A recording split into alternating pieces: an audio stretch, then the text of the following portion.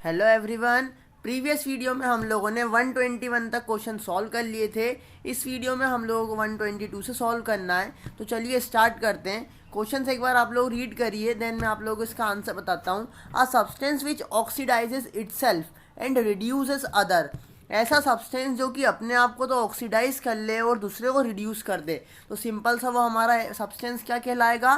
तो जो दूसरे को रिड्यूस कर रहा है, इसका मतलब वो एज अ कैसे काम कर रहा है? रिड्यूसिंग एजेंट काम कर रहा है, वो रिड्यूसिंग का एजेंट है। सिंपल सा। अगर मैं यहीं पे आपको क्वेश्चन चेंज कर दूं कि ऐसा सब्सटेंस जो कि मतलब दूसरे सब्सटेंस को ऑक्सीडाइज कर दे, तो वो क्या होगा? वो ऑक्सीडाइजिंग एजेंट हो जाएगा।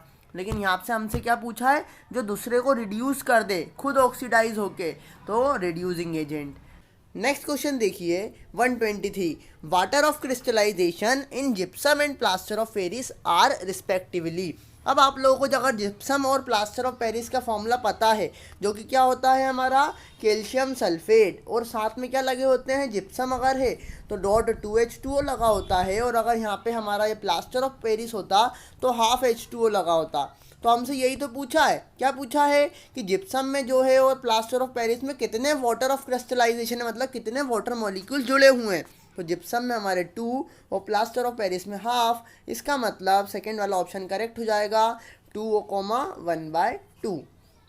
नेक्स्ट क्वेश्चन देखिए 124 वाला क्वेश्चन देखिए। Which of the following set does not belongs to a group. अब देखो, आप लोगों ने पीरियोडिक टेबल पढ़ा होगा, इस तरीके से पीरियोडिक टेबल होती है। तो क्या होता है यहाँ पे? ग्रुप हमारे होते हैं ऊपर से नीचे में जो चलते हैं ग्रुप्स होते हैं। तो आप लोगों को बताना है कौन से 3 एलिमेंट्स हैं जो ग्रुप के नहीं हैं। तो आप लोग ध्यान से देखेंगे, हीलियम, लिथियम, पोटेशियम ये एक ही लाइन में आते हैं, फर्स्ट वाले ग्रुप के हैं। बेरिलियम, मैग्नीशियम, कैल्शियम ये सब सेकेंड वाले ग्रुप के हैं। और हीलियम, नियोन, आर्गन और इसके बाद क्रिप्टन, जेनॉन, रेडॉन ये सारे हमारे लास्ट वाले मतलब नोबल गैस के हैं। और आप लोग देखेंगे नाइट्रोजन, ऑक्सीजन और फ्लोरीन ये तो तीनों एक ही लाइन में आते हैं, मतलब ये तीनों तो पीरियड्स में आते हैं, ग्रुप्स में थोड़ी ना आते हैं। तो इसका मतलब आंसर क्या हो जाएगा इसका? सिंपल सा थर्ड वाला, nitrogen, oxygen and fluorine. Next question देखिए। अब by product of soap industry, जो सोप इंडस्ट्री होती है जो हमारा साबुन बनाते हैं, जैसे लक्स हो गया और भी बहुत सारे हमारे साबुन्स होते हैं, उन साबुन्स में जो हमारे सोप इंडस्ट्री में जो बाय प्रोडक्ट बचता है, बाय प्रोडक्ट मतलब कि हमारा सोप बनने के बाद जो एक्स्ट्रा मटेरियल या एक्स्ट्रा सब्सटेंस हमको मिलता है, वो क्या होता है? तो वहाँ पे हमारा होता है वो ग्लिसरोल। ग्लिसरोल हमारा बाय प्रोडक्ट बनता है सोप इंडस्ट्रीज में।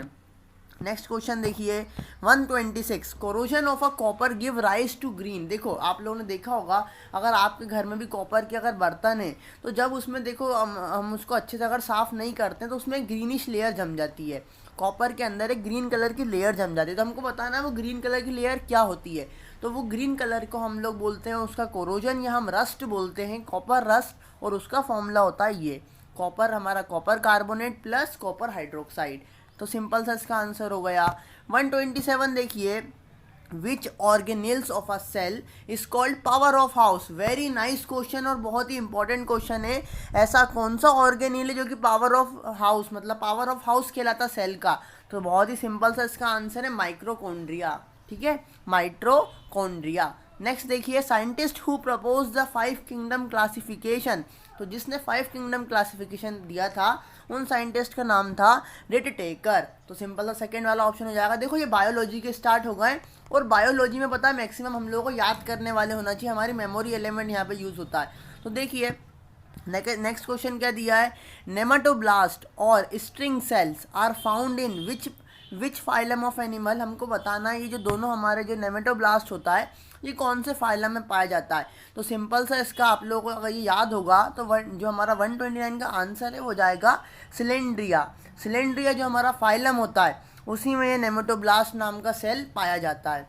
नेक्स्ट देखिए, photosynthesis occur in which cellular organelles. जो फोटोसिंथेसिस है वो किन में पाई जाती है? तो मतलब कहाँ पे होती है? तो जो फोटोसिंथेसिस जो हमारी प्रोसेस है वो क्लोरोप्लास्ट में होती है। ठीक है। नेक्स्ट क्वेश्चन देखिए 131 वाला। In which organ bile juice formation takes place. Bile juice formation किस ऑर्गन में होता है? तो इसका सिंपल सा आंसर है हमारा लिवर। 131 का आंसर हो जाएगा लिवर। लिवर जो है वो लार्जेस्ट हमारा ग्लैंड भी होता है, तो याद रखिएगा लिवर जो है वो लार्जेस्ट ग्लैंड भी है, और जो बाइल जूस है वो भी लिवर में ही बनता है। नेक्स्ट क्वेश्चन देखिए, where glycolysis occur in cell. Glycolysis जो है वो कहाँ होता है, सेल के अंदर। तो बहुत ही सिंपल सा आंसर है, इन साइटोप्लाज्म। आप लोगों को थोड़ा सेल के बारे में बेसिक आइडिया होना बहुत ज़रूरी है, ठीक है। इस तरीके से आपने सेल का स्ट्रक्चर पढ़ा होगा, तो सेल का स्ट्रक्चर आप लोगों को अच्छे से अगर याद है और उनके अंदर के फंक्शंस आप लोगों को याद हैं, तो आप आसानी से इन सब के आंसर बता सकते हैं। नेक्स्ट क्वेश्चन देखिए 133, in which animal open blood vascular system is found. कौन से एनिमल में ओपन ब्लड वस्कुलर सिस्टम पाया जाता है।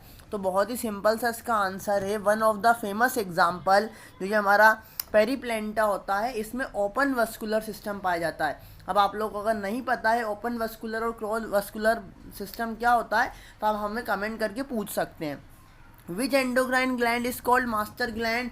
बहुत ही पॉपुलर एक क्वेश्चन है ये कि मास्टर ग्लैंड किसे कहा जाता है, तो पिट्यूटरी ग्लैंड को मास्टर ग्लैंड कहा जाता है, जो कि हमारे ब्रेन में होता है। नेक्स्ट देखिए 135, which plant hormone causes apical dominance. ऐसा कौन सा प्लांट हार्मोन है जो कि एपिकल डोमिनेंस के लिए रिस्पॉन्सिबल होता है। तो इसका सिंपल सा आंसर है ऑक्सीन। नेक्स्ट क्वेश्चन देखिए 136, the scientist who propose the theory of natural selection. तो ये एवोल्यूशन चैप्टर का हमारा क्वेश्चन है। चार्ल्स डार्विन ने ही हमारे मतलब बोल सकते हैं थ्योरी दी थी नेचुरल सिलेक्शन की। नेक्स्ट क्वेश्चन देखिए, which gas is used in aerobic respiration. तो बहुत ही सिंपल है, ऑक्सीजन की प्रेजेंस में जो रेस्पिरेशन होता है हम उसे एरोबिक बोलते हैं, और एनारोबिक जस्ट अपोजिट होता है जो कि ऑक्सीजन के एब्सेंस में होता है। तो यहाँ पे एरोबिक पूछा है, तो एरोबिक रेस्पिरेशन हमारा कौन सी गैस इवॉल्व होती है, तो वहाँ कौन सी गैस मतलब यूज होती है, तो ऑक्सीजन इसका आंसर हो जाएगा। नेक्स्ट क्वेश्चन देखिए, cholera disease caused by which pathogen. जो कॉलेरा डिसीज है वो किस पैथोजन के द्वारा किया होता है, या किस पैथोजन के द्वारा ही जो हमारी कॉलेरा डिसीज है वो होती है। तो सिंपल सा इसका आंसर है बैक्टीरिया। बैक्टीरिया की वजह से हमारा कॉलेरा डिसीज होती है। Which group organism are heterotrophics. Heterotrophics आपने देखा होगा जो कि दूसरों पर डिपेंड करते हैं। तो जो फंजाई है ये दूसरों पर डिपेंड करते हैं अपने न्यूट्रिशन के लिए। तो हेट्रोट्रॉपिक न्यूट्रिशन जो है फंगाई में पाया जाता है, बाकी सब ये हमारे ऑटोट्रॉपिक होते हैं। एल्गाई भी आप लोगों ने देखा होगा, पानी के ऊपर जो ग्रीन ग्रीन जम जाता है वो एल्गाई होता है, ठीक है। नेक्स्ट देखिए 140 क्वेश्चन क्या बोल रहा है, विच of the following which is called currency of energy. अब एनर्जी की करेंसी किसको कहा जाता है, तो इसका सिंपल सा आंसर है एटीपी। लेकिन यहाँ पे बहुत सारे क्वेश्चंस आपके बन सकते हैं। देखिए डीएनए भी देखे रखा है, आरएनए भी देखे रखा है। तो आप लोगों को पता होना चाहिए डीएनए का फुल फॉर्म क्या होता है। डीएनए का फुल फॉर्म होता है डीऑक्सी राइबो न्यूक्लिक एसिड। ऐसे ही आरएनए का फुल फॉर्म होता है राइबो न्यूक्लिक एसिड। और एटीपी का फुल फॉर्म भी आपको पता होना चाहिए, एडिनोसिन ट्राइफॉस्फेट। ये इन तीनों के जो बोल सकते हैं फुल फॉर्म बहुत ही इंपॉर्टेंट है। और आरएनए और डीएनए का जो डिफरेंस है वो 10th क्लास की बोर्ड में कई बार पूछा गया, तो आप लोगों को ये अपने बोर्ड के पॉइंट ऑफ व्यू से भी इसको प्रिपेयर करना है। अब नेक्स्ट हमारा जो है वो सोशल स्टडीज़ का स्टार्ट हो जाता है। तो यहाँ से हम लोग नेक्स्ट वीडियो में बात करेंगे। इस वीडियो में बस इतना ही, मिलते हैं नेक्स्ट वीडियो में। बाय बाय, जय हिंद, जय भारत।